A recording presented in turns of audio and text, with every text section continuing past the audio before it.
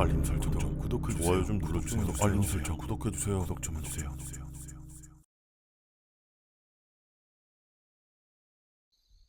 나쁜 짓을 하고 있다고는 생각하지 않는다. 단지 창밖을 망원경으로 보고 있을 뿐이다. 근처의 집을 엿보고 나는 게 아니니까 괜찮잖아. 근데 언제부터였을까? 이따금씩 밤에 혼자 있을 때면 아파트 베란다에서 망원경을 통해 강 건너편의 번화가를 바라보곤 한다.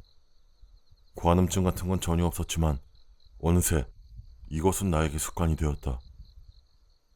그리고 지금은 나의 가장 큰 즐거움이 되었다.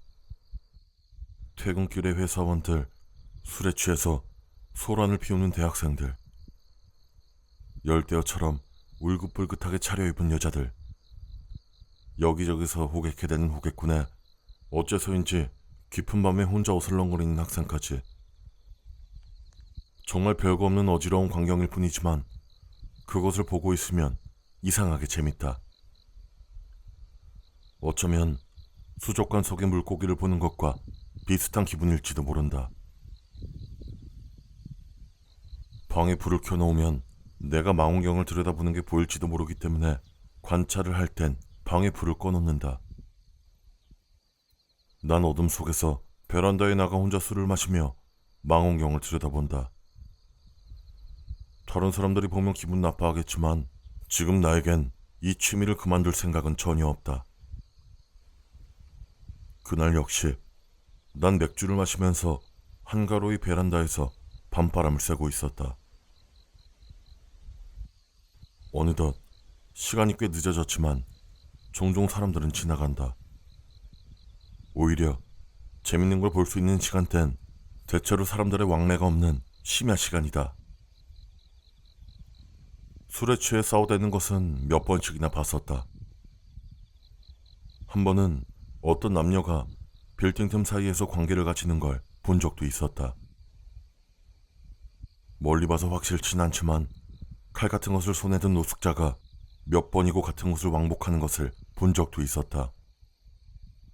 하지만 그날 내가 보고 있었던 것은 만취해서 벽에 기댄 채 정신을 잃은 정장 차림의 남자였다. 내가 그날 처음에 베란다에 나왔을 때부터 계속 거기 앉아 있었다. 솔직히 보고 있어서 재미있는 사람은 아니었다. 그저 정신을 잃고 앉아있을 뿐이니까. 계절도 초가을이니 방치해둔다고 해도 얼어 죽지도 않을 거다. 그래서 나는 맥주 한 캔만 더 마시고 들어가서 잘 생각이었다. 그런데 냉장고에서 맥주를 들고 오자 주저앉은 남자 주변에 몇 명의 사람이 서 있었다. 언뜻 보고서도 뭔가 위화감이 느껴졌다.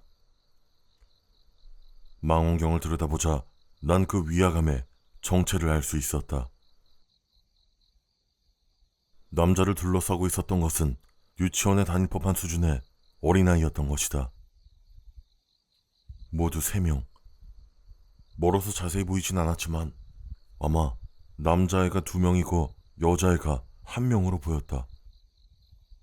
아무리 심야라고 해도 종종 이 시간대 아이들을 본 적은 있다. 하지만 보호자도 없이 애들만 3명이 있는 것은 누가 봐도 이상했다. 애들이 술에 취한 아버지를 마중 나왔나 생각도 해봤지만 지금 시간은 새벽 3시 반이다. 절대로 있을 수 없는 일은 아니지만 아무리 그래도 가능성은 희박하다. 묘하게 신경 쓰여서 난 계속 망원경을 들여다보았다. 아이들은 남자를 둘러싸고 서로 이야기를 하고 있는 것 같았다. 그런데 그때 갑자기 사내아이 1명과 여자아이가 남자에게 다가간다. 간호를 하려는 것이 아니라 마치 짐을 옮기는 것 같이 대충 남자의 양팔을 잡고 엄청난 속도로 질질 끌며 달리기 시작했다. 어안이 벙벙해진 내 시야에서 그들은 눈 깜짝할 사이에 건물 틈으로 사라졌다. 2명이라고 해도 그 나이대 아이들이 어른을 그렇게 빠르게 끌고 갈 수 있을 리가 없다. 아니, 성인이라고 해도 힘들 것이다. 마치 꿈이라도 꾸는 기분이었지만 망원경 너머로 꿈이 아니라는 듯 홀로 남은 사내 아이가 보인다. 아이는 방금 전까지 남자가 앉아있던 벽 앞에서 가로등 빛을 받으며 가만히 서 있었다.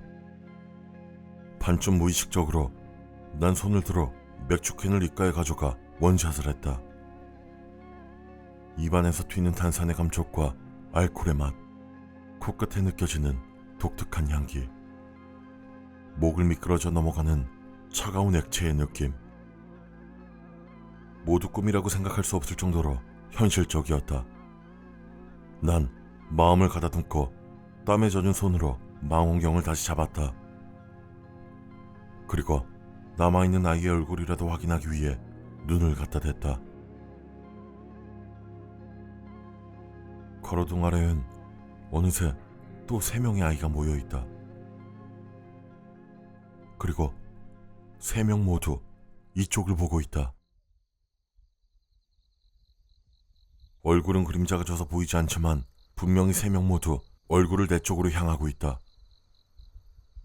난 겁에 질려 반사적으로 망원경에서 눈을 떼고 일어선다. 육안으로 보는 강 건너편 가로등 아래엔 아무것도 없었다. 어떻게 된 것인지 혼란에 빠져 다시 망원경에 눈을 갖다 댔다. 시야 한 구석에서 무엇인가가 움직인다. 그쪽으로 망원경을 옮기자 3명의 아이가 어느새 강을 건너와 있었다. 3명 모두 내 아파트 쪽으로 다가오고 있었다. 걷는 모습이 어쩐지 기묘하다. 마치 사람의 가죽을 뒤집어 쓰고 사람인 척 움직이고 있는 것 같이 부자연스럽다. 그리고 오싹할 만큼 빨랐다. 피가 차가워지는 것 같은 초조함에 난 방 안으로 들어왔다. 반사적으로 시간만 들고 방에서 도망치려고 했을 때 귀에 익은 소리가 들려왔다. 철컹. 아파트 정문이 닫히는 소리다.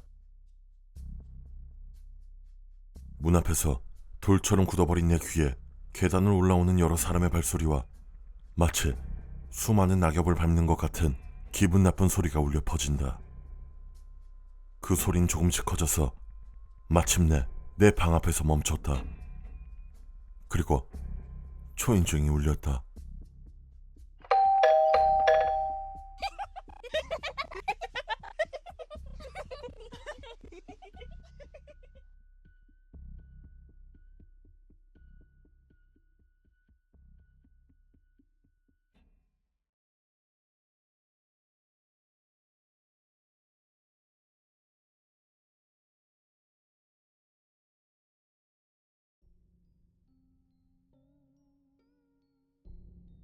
어느 작은 마을에서 A라는 190cm의 큰 남자가 죽었다. 그는 난폭한 데다가 작은 일에도 원한을 품고 꼭 보복을 하는 속 좁은 사람이었다. 그렇기 때문에 마을 사람들은 모두들 그를 미워했었다. 동네 아이들이 이상하다고 놀렸다는 이유로 초등학생 아이를 잡아서 얼굴이 보라색으로 부어오를 때까지 때려 폭행죄로 체포된 적이 있을 정도였다. 그리고 그는 어디에 연고도 없고 하루 벌어 하루 먹고 사는 그런 인생이었다. 게다가 매일 술을 마시고 있었기 때문에 결국 사이는 간경화였다. 작은 마을이었기 때문에 장의사는 한 명밖에 없었다. 하지만 장의사 B 역시 A를 무척 싫어하던 사람이었다. 그렇지만 동사무소에선 A에겐 연고가 없어 염을 해줄 사람도 없다는 이유로 그에게 부탁을 했기 때문에 마지못해 최대한 싸게 장례식을 치르게 되었다. 적당히 시체를 닦고 제일 싼 관에 집어넣었다. 그리고 절에서 가장 인기 없는 스님을 무리해서 끌고 와 경을 읊도록 시켰다. 사건이 일어난 것은 장의 과정이 끝나고 관을 화장터에 옮길 때였다.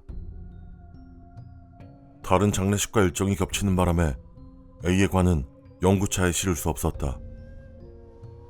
그래서 B는 트럭에 진칸에 관을 싣고 A의 유체를 옮기기로 했다.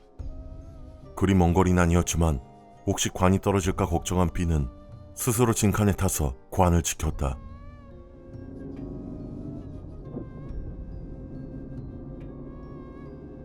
딱히 비탈길이나 험한 길은 아니었기에 B가 짐칸에 탄 것은 어디까지나 만약을 생각한 것이었다.